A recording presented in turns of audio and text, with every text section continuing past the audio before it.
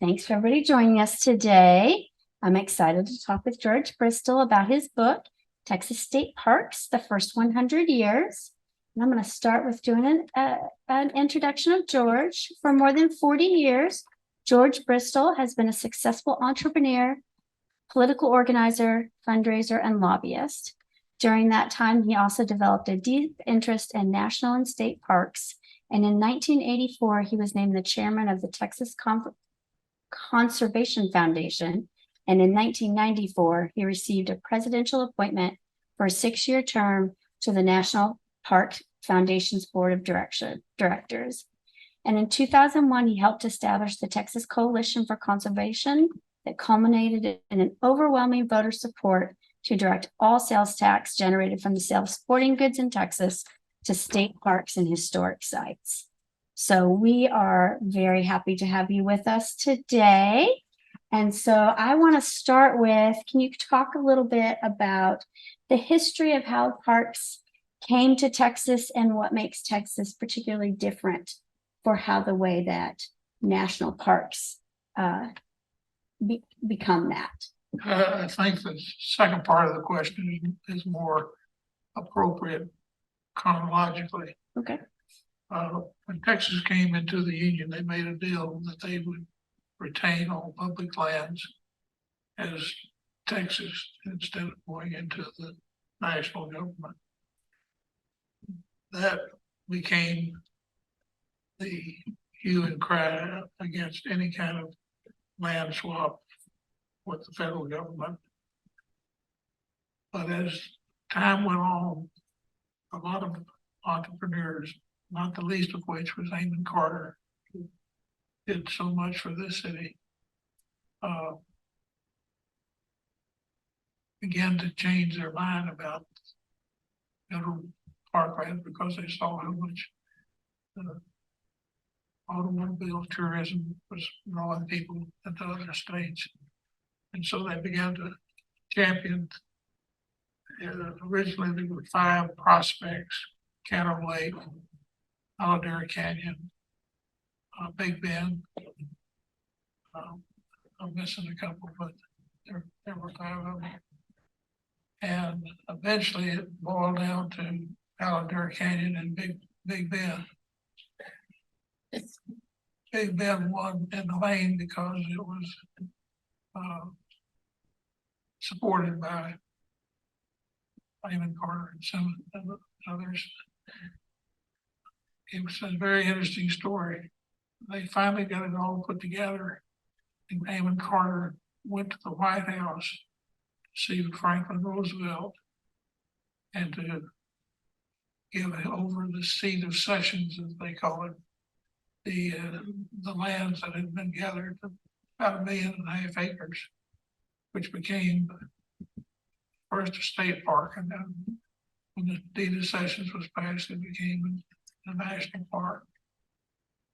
To show you how much influence Amon Carter had, he got in to see the President of the United States on June the 6th, 1944, D-Day. And there's a picture in my book of Carter handing the deed of cession over to FDR. He was a great friend of FDR's, and he had a lot of power, and so he could go into the Oval Office even on June 6, 1944.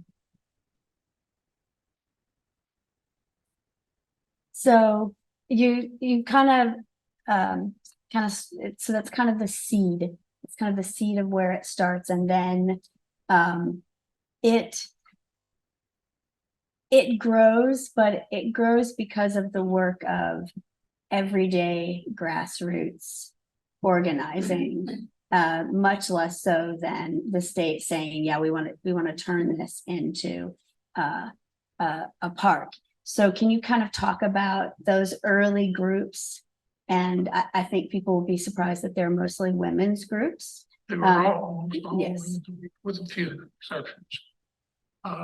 It was an amazing story because the women began to organize. Some say desperate because they didn't have anything else to do and they couldn't vote, so they formed clubs and the and historic preservation organizations, the Daughters of the Republic, being one of them. And they were very instrumental in getting the first Sandston battleground set aside. Then the Alamo. The Alamo remained with the Daughters of the Alamo up until just a few years ago. The Daughters of the Republic raised the money, including $10,000 from the state. And because it was a $10,000 appropriation from the state, it was deemed to be a historic park, memorial park. Not quite a state park, but not like it used to be. And they got the money for it, and they borrowed some money from one of the wealthier women. And by the turn of the second century, they had several projects under their jurisdiction. They were noticed by two very important people in this chapter of our history. One was Stephen Mather. Stephen Mather was an entrepreneur of the first order. He became very wealthy at a very young age, but he always had a fondness for the parks and became a disciple of John Muir. And he saw what the women in Texas and other places were doing as far as raising money and raising hell about parks. And Pat Neff, who was running for governor of Texas at the time in 1920, was the other person that recognized that women were important to his scheme of things, and he wanted to get them on his side because they were going to vote in the 1920 and 1922 election. And they did, and they backed Pat Neff. And he rewarded him. He was the first governor that went out of his way to appoint women to various agencies, including the newly legislated State Park Advisory Board. They were a magnificent force in the elections and in the legislature. In fact, they went to the legislature daily, and finally they got in 1923, which would have been 100 years ago. Law was passed that created the state park board. There were 6 board members, 3 men and 3 women, and they went about their task. But it was a tough task. Pat Neff was brilliant in some ways, but he was very arrogant, and he rarely took no for an answer. And a lot of the legislature got mad at him. They just didn't vote on his own bill. They finally changed that after he got out of office. In 1927, they gave over to the state 24 properties. They were shooting for 50 properties, but what legislature, I really think, wanted to show at the first chance they got that they didn't like Pat Neff, and they waited until he got out of office, and then they transferred the properties. That's the best read I can get on it, because he had no real allies. He had no floor leaders in the House or the Senate. But eventually it came over, and a lot of the credit then and now can be given over to women of the state of Texas. They did a magnificent job, and they kept things afloat. That's what they really did, until Sainer Fines grabbed hold of the reins, and that took place in 1933 and after, with the Depression. And the Public Works, right? So a lot of our state parks were built with the Public Works initiative that started after the Great Depression to get people to work and to get people, having jobs and getting paid. And really without that, we probably wouldn't have most of the ones that we have. Would you agree? Yeah, I think there's some questions. Some say there were 43 parks that were built by the CCC. Some say 41, and under that 31 are still under the jurisdiction of Parks and Wildlife, Texas Parks and Wildlife. There's no question that the federal money kept that program afloat and kept young Texans working.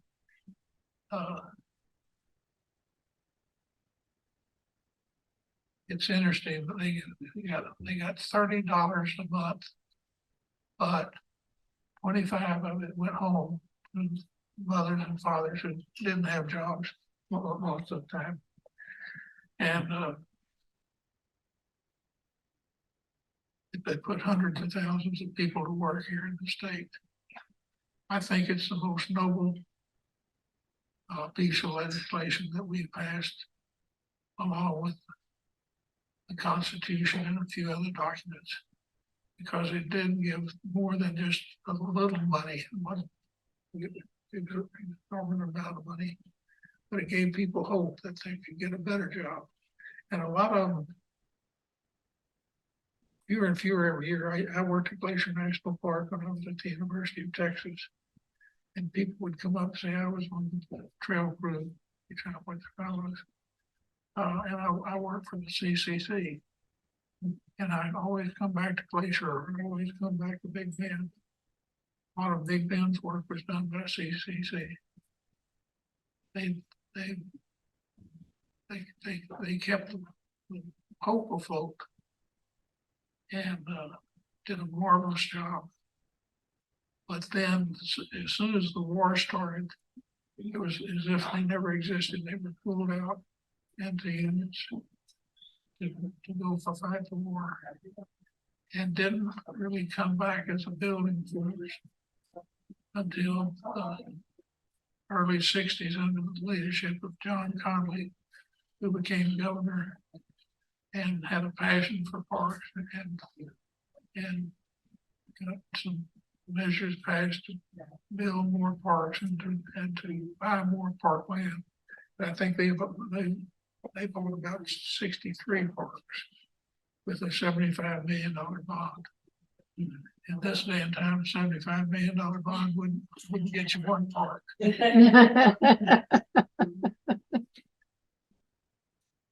And so since you sort of started talking about it from the very beginning, right? The refrain we hear the most is Texas parks need more money from day one. Can you talk about funding challenges and getting the state to not only pay to build parks, but actually to maintain parks and to keep them running? Well, going all the way back to the beginning, as I said, I think part of it was spite, but also part of it was this abhorrence of doing anything with the federal government that would disturb ownership at the local level. And that took some time to change. So there were periods of times from 1923 until 1933, 10 years, when the legislature voted absolutely no money.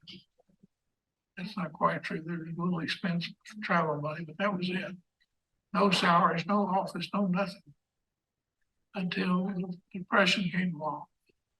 And even when the Depression came along, they tried to skirt around it, but the federal government, the National Park Service, called their hand and said, you either put up your share of the money, this is a matching money program, or we'll jerk the $2 million that we've been holding for you.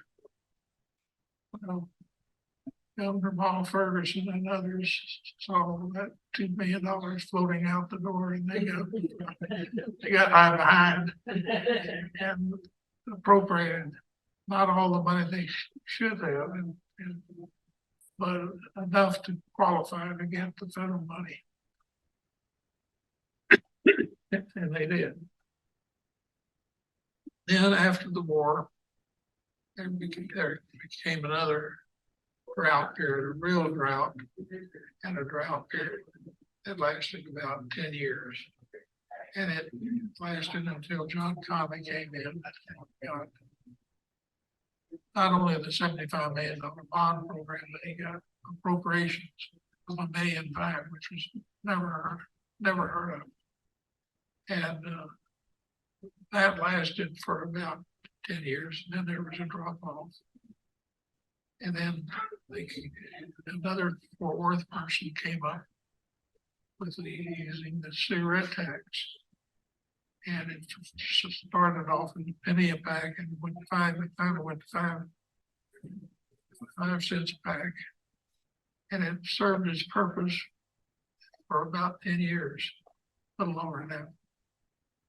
And Don Kennard, Senator Don Kennard, Fort Worth, came up with this idea of the cigarette tax. And he got it passed. But he took a personal hit for it, and in the next election, he was voted out of office for raising a tax on cigarettes, which needed to be raised. And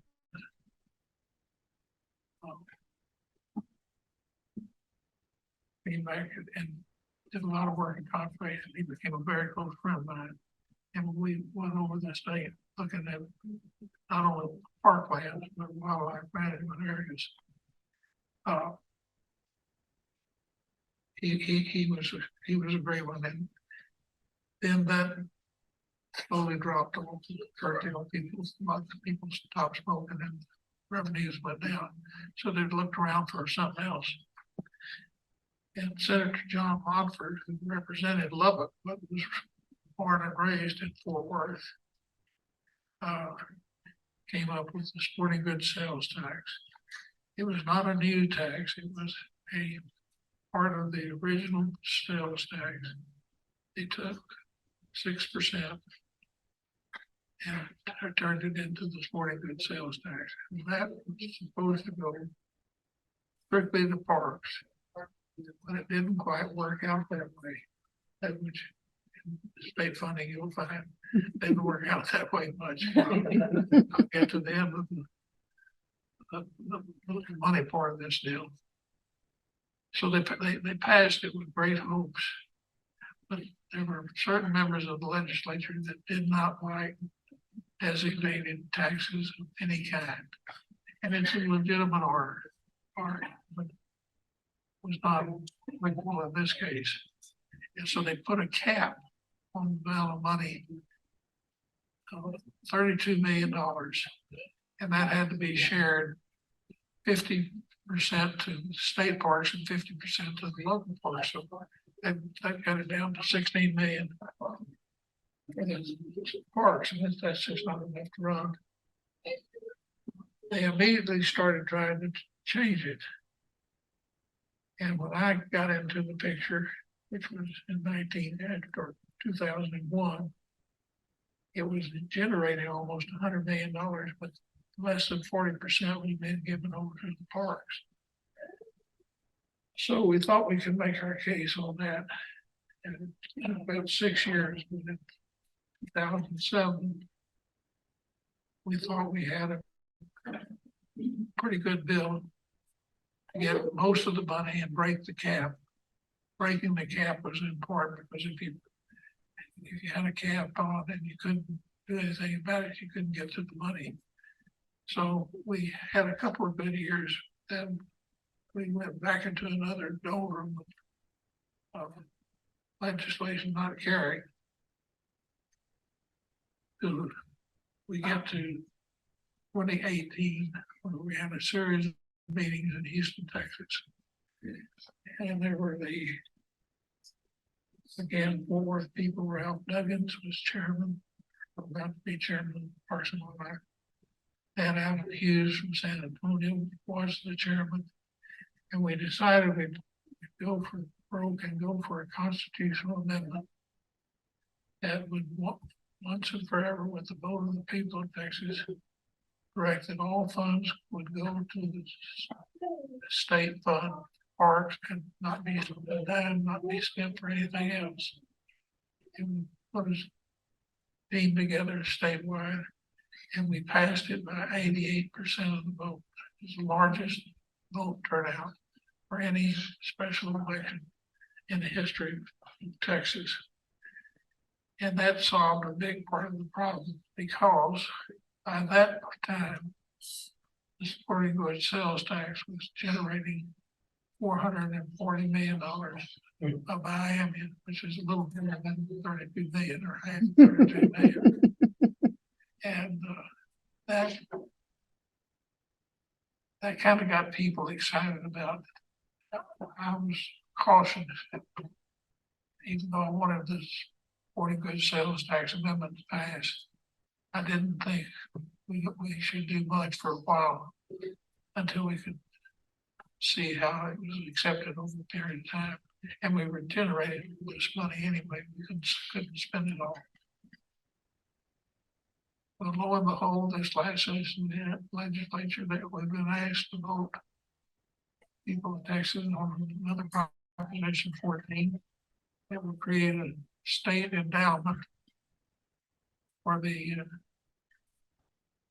use only for buying acquisition for new state parks, and it'll come from the tax revenue of oil and gas. We had tremendous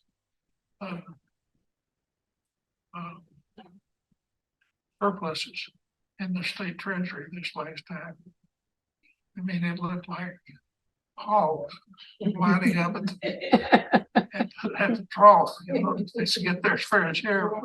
Well, parks got their fair share, so if we can pass this election, and I think we will, our latest poll show we're getting about 77% of the vote, and that's good enough.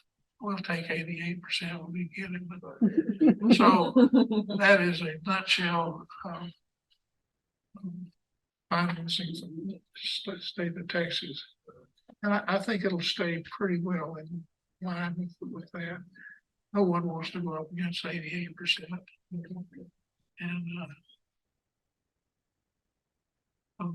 they'll leave it alone. And they need to, because they've got to develop a system to buy these lands. You just can't run out and say land for sale. So I'm hopeful for the future that we'll have a smoother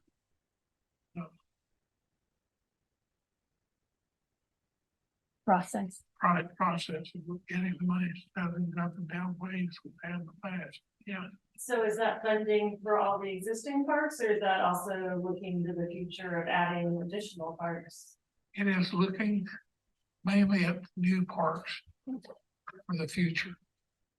There's a provision in there which I supported that also sets up a mechanism to buy land next to an existing park, so a buffer zone, if you will. Yeah.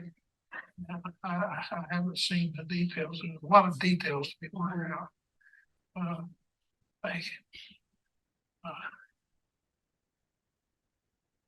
And that's what I mean, what is this? What's going to be the criteria for the parks? Land that's going to be involved. You just can't hope it comes in and everything's as good as Yellowstone is at the federal level. You better be careful, or you have all the eye binders and crooks that'll try to farm land off of them. Yeah. And yep. So if it was originally capped at 32 million, now that it's uncapped, what is on an average, what is the sporting tax bringing into the state parks now? $440 million. Wow. Now, that's Crazy. That's amazing. That's divided up mainly funding for state parks and funding for local parks, and then there's 6% of that money goes to the Historic Commission for the maintaining San Jacinto Monument, the historic parks, if you will. And there are quite a few of them, 24, 25. And they are getting old and they do need work.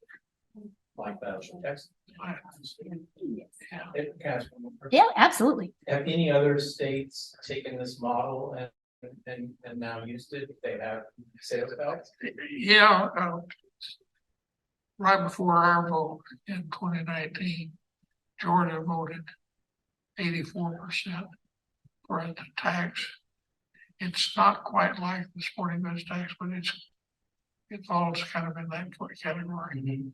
And they are very happy with the outcome. I talked to the guy who led the fight about 2 months ago, and I think they said they were getting $100 and something million. That's great. And one of the things I noticed is that even when the legislature wasn't interested in parks, the people were interested in parks, even if they were just small roadside in the 20s, someplace to stay overnight as you're traveling in your car. So, you know, us as citizens, we definitely want those parks. We visit those parks, and we're kind of we have to be the advocates for them, would you say? Sure. Yeah. It doesn't matter how successful we are. We've got to keep this pack together. We got about 90 members, organizations that are signed on, and we need to keep them together because there are going to be other fights along the way. At some point in time, some legislators are going to wake up and say, wait a minute, we've got $440 million. We can use that for something else. The Constitution. Yeah. I mean, Well, just so you know, and be fair, there's a provision in the 2019 bill which says that if 2/3 of the House and the Senate vote, they can open up the sporting goods tax for other purposes in case there's an emergency. And we've had a couple of Yeah. 2009, we had one for the revenues of the state and the federal government just went to hell in a handbasket. But it's awfully hard to get a 2/3 vote. When we passed the constitutional amendment out of the House and the Senate, it took a 2/3 vote. We got very lucky in that we had 100% sign up in the House and 100% sign up in the Senate. That's never been done before. That's one way you can get a majority of the vote, is get them all.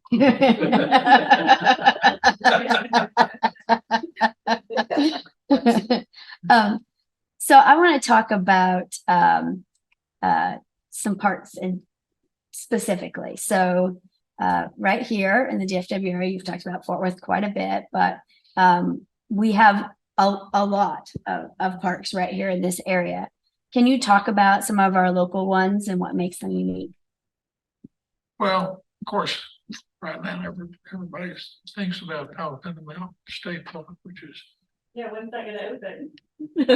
sometime this spring. It's a very interesting story.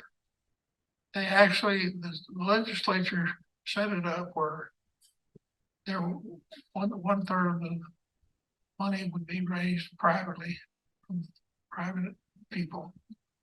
1/3 from the state highway department. All roads within parks are state roads.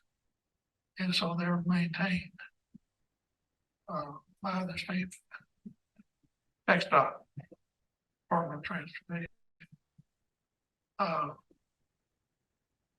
But it's about the same time as when the inflation hit, particularly in steel and concrete and things like that. And it just skyrocketed. We had the money raised based on what the legislature worked with originally. But suddenly, so we're having to go back and tap on some of our friends' shoulders again. They can't dip into the 440 million. No, no. No, it has to come out of special, I don't think I'm out of state time. Well, trying to think, who knows? How far out do you want to go? As far out as you want to go. You got Mineral Wells, you got Red End, you got, I think she should say Mineral Wells State Park. yeah. Mineral And Wells. it still has a lot of the CCC rock views. Very much, very much so. Mother Neff State Park is not that far away. Beautiful. She is the mother of Canada. She gave her 6 acres of land for a public gathering, not a state park, other public gathering. She died in the spring of 1921, and Pat Neff gave another 260 acres to add to her 6 acres, with the pronouncement that this would be Mother Neff's State Park, the first state park of Texas, Nice. which raised the hackles of some women among others, because San Jacinto was supposedly the first state park. So somebody did some trickery that everybody agreed with, but they named it a state historical memorial park, which seemed to satisfy most people. And Mother Neff became a state park. It just never said that it was the first state.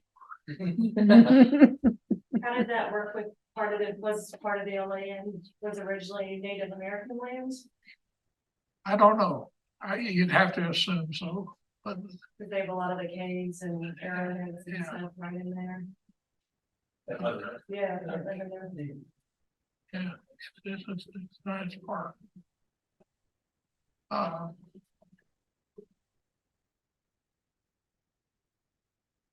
Cleveland is, Lake Cleveland is another little jewels. There are a lot of them around. And they're medium sized.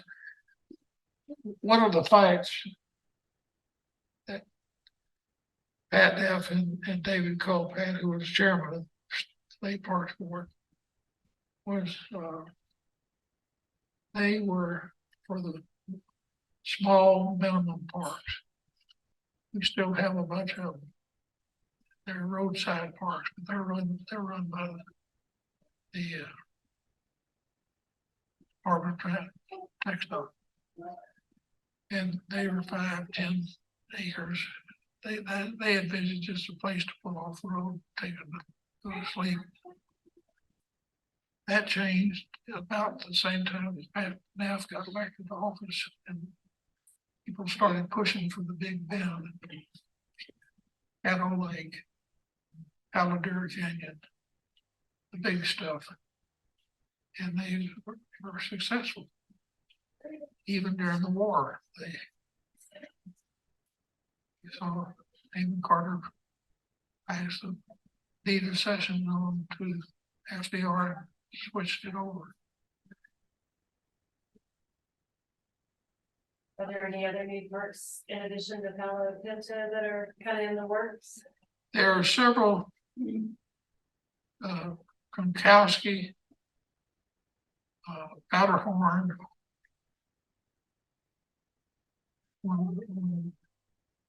They are gifts that have not been fulfilled yet. But all this new money, we'll get them fulfilled.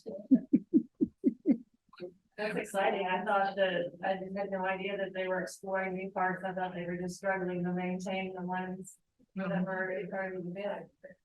Here's, Yeah, so that's on the ballot yeah, in November, right? are you registered for Yeah. that? You may continue to speak.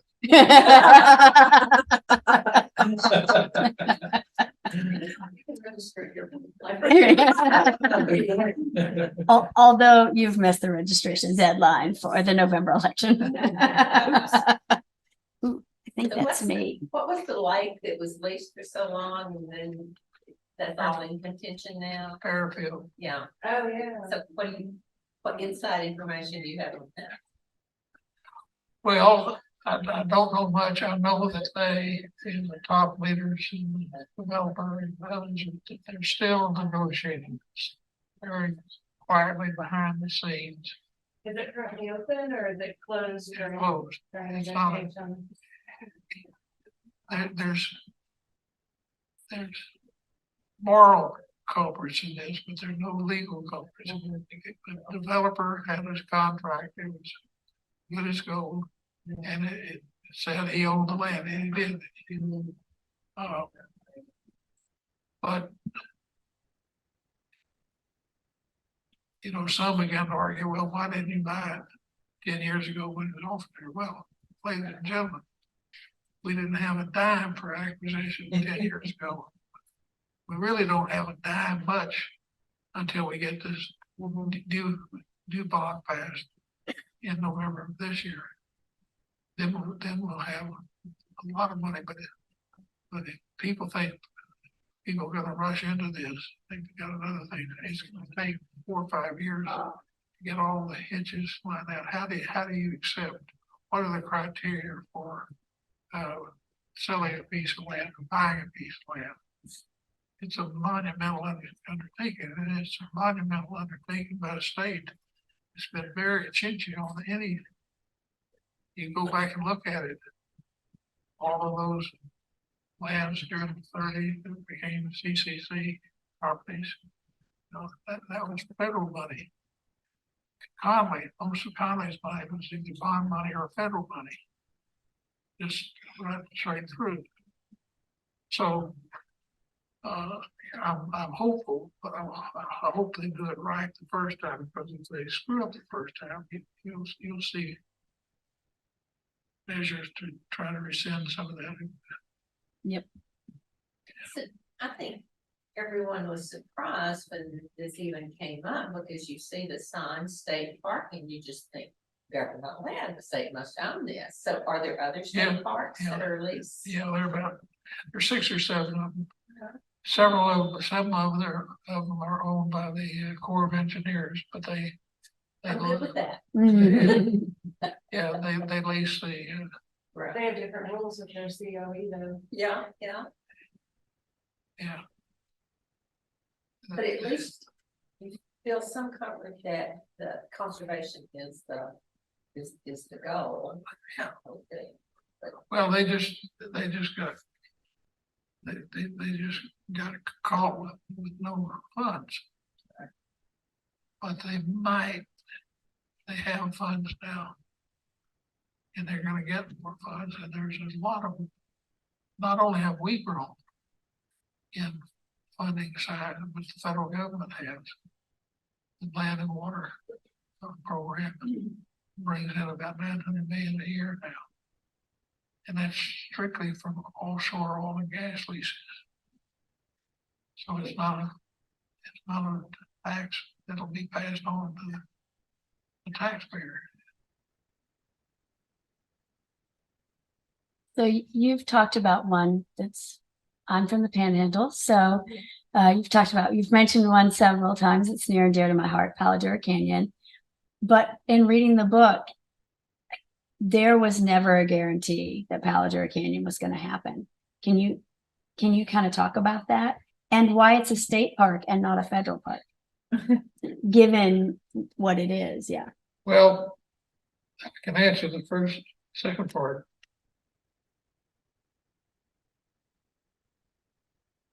The powers that be, the Amon Carters of the world, people from Dallas and West Texas, all people and others,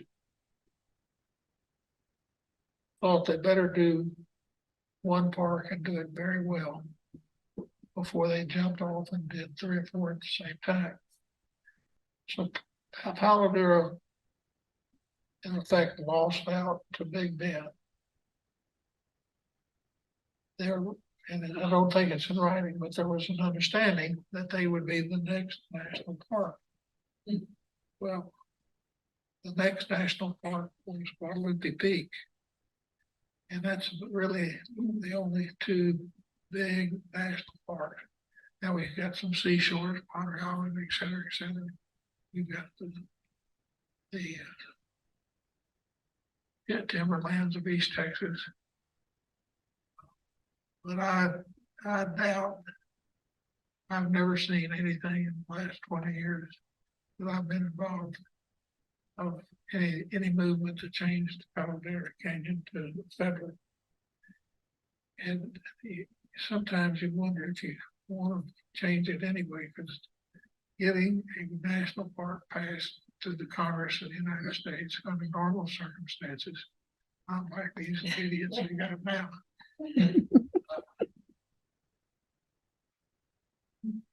It's tough.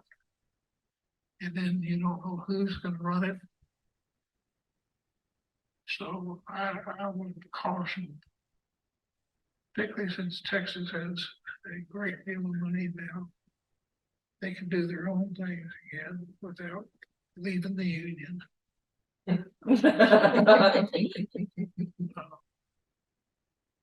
I think that's where it will remain for one. As I say, I've never heard in all my travels around anybody talk about doing away with Power Bureau or making it a federal project.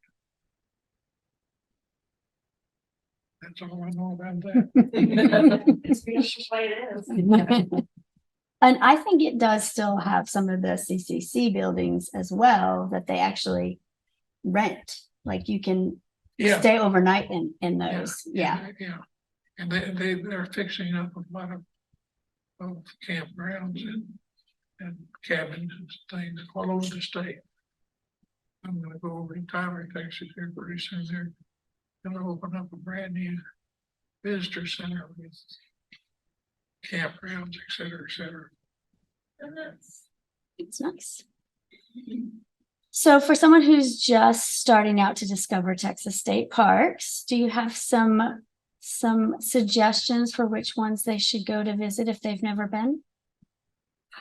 Well, depending on the time of year, I'd say in the fall, Caldera, Lost Naples, Enchanted Rock over by Fredericksburg nearly any time of the year. Bastrop.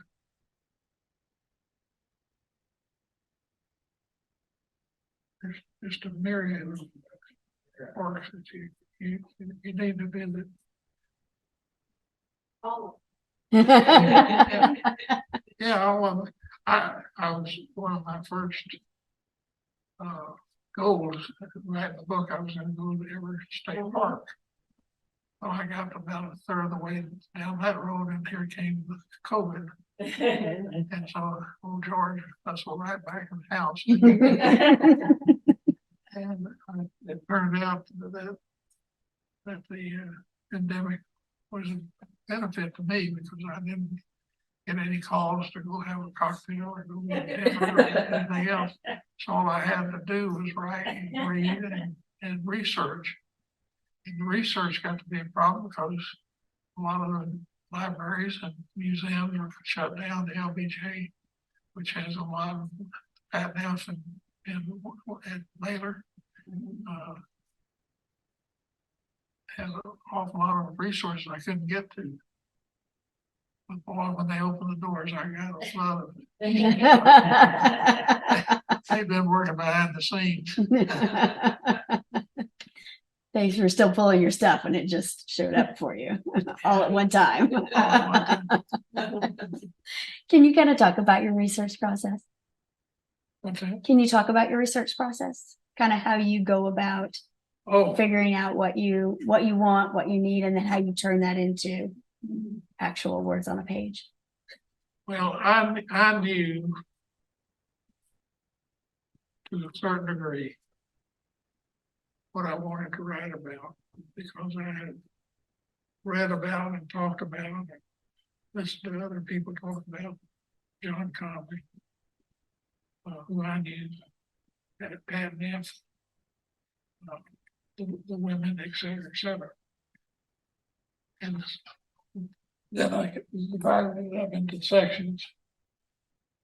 And I decided right off the bat, I needed some help because there were experts better than me, and one of them happened to be my daughter, who has written a chapter in this book on the women's contribution, and it's a good piece. And then on the other end of the spectrum of the CCC, and we have here in Texas Cindy Brandemart, who worked for Parks and Wildlife for years, historian. She is one of the 3 or 4 leading CCC experts in the United States. She wrote that chapter. And I got one of our pollsters, our pollster that we used all during that 20-year period, David Hill, write an article about how to go about gauging the commitment of the people of Texas to conservation and money to pay for it, et cetera, et cetera. So they all did magnificent jobs.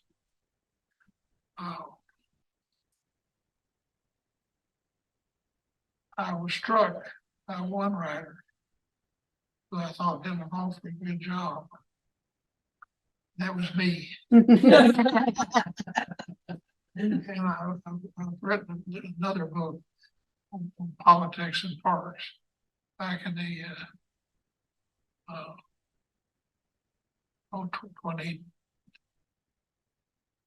2009, that period of time, after the 2007 session. And a lot of people said it was one of the best chapters on legislation that they had ever read. Well, I couldn't disagree with some. Something that salient. So I changed some of it, but most of it is intact on that 2007 fight we had with the legislature. It was magnificent. And we finally won, but we sure took a licking winning. And you'll see things I've talked about, like only appropriating 40% of the sales tax.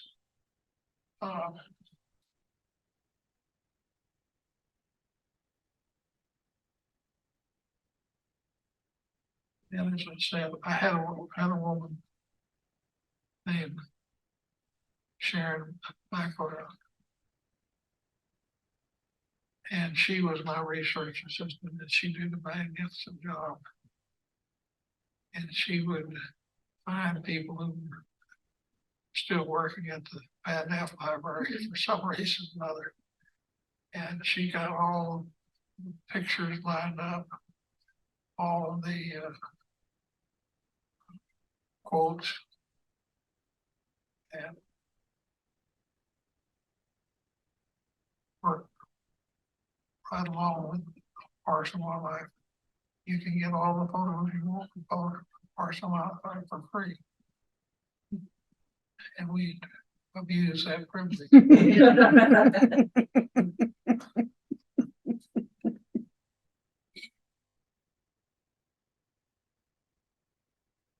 So some people in the room have been asking questions. If you have questions online, put them in the chat. Do we have any questions? Not yet. Not yet. All right. So is there anything about the book that we haven't talked about that you'd like to mention? Well, I'd like to bring something into focus, because I think it's important in here in Fort Worth.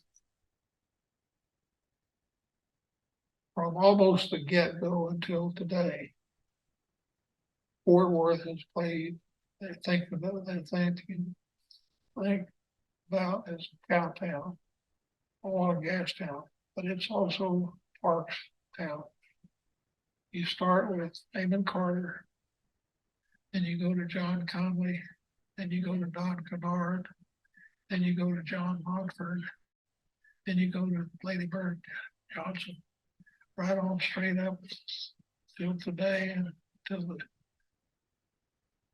passage of the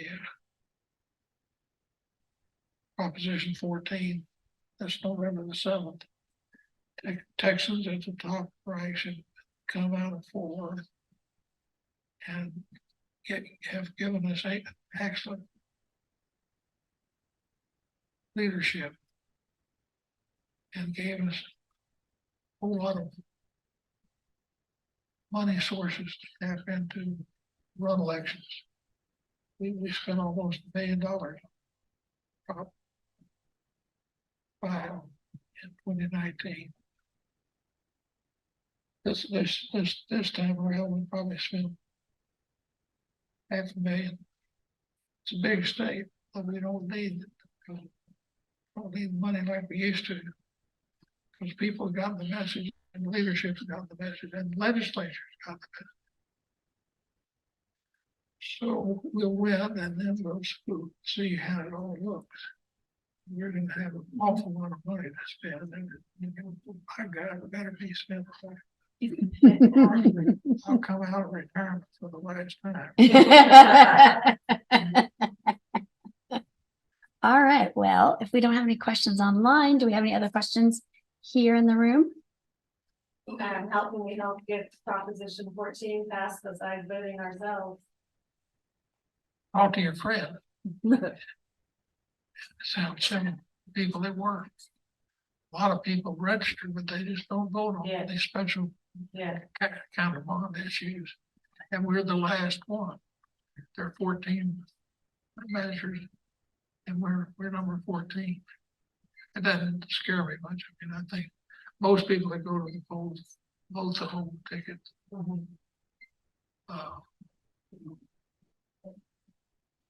But I don't think they always understand the importance of those propositions. They kind of read their line, you know. Yeah.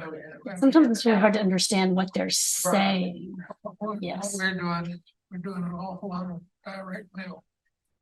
This go around, we found that in 2019, that direct mail is one of the most efficient and cheap ways. Once you get the list together, we've got a tremendous list now. We use time after time after time. Somebody feel I'm not going to. I really am gonna retire. He said with a chortle. It's an old English word. It means charm. You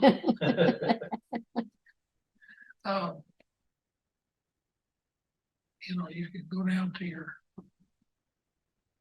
local Republican office or your Democratic office. They'll tell you, where the voting places are. Mainly just your friends. If everybody can actually 10 or 15 friends, we wouldn't have to. But most all leadership in this county and other counties are formed in.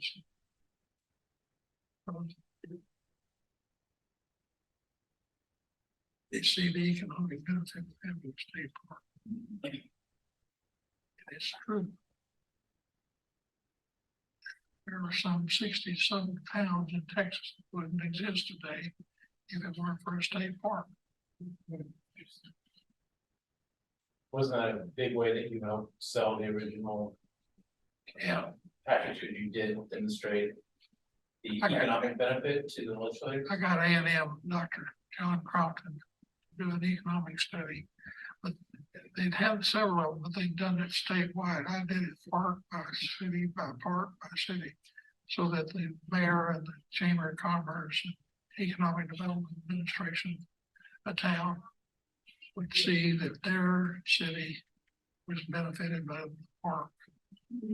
And so now you just try to shut a park now. It's impossible. I mean, the mayor and everybody else comes storming into Austin and say, get that park over there, not ours. We just found out one of the first people to be fired is your sister. Not much of an exaggeration. All right, any other questions? Thank you for coming. So Yes. Thank you for being here. Well, so we'll wrap it up. But so I want to thank everybody for joining us today. And hope you go out and visit a state park. We do have more author visits coming. You can find out who's coming to the library by going to fortworthlibrary.org. If you click on the to-do tab, and then there's an option for author series. So that gets you just straight to all our author visits. And George has books to sell, and he's going to sign them. If you'll give him a minute to get situated, if you'd like to purchase a book, you can do that. So thanks very much.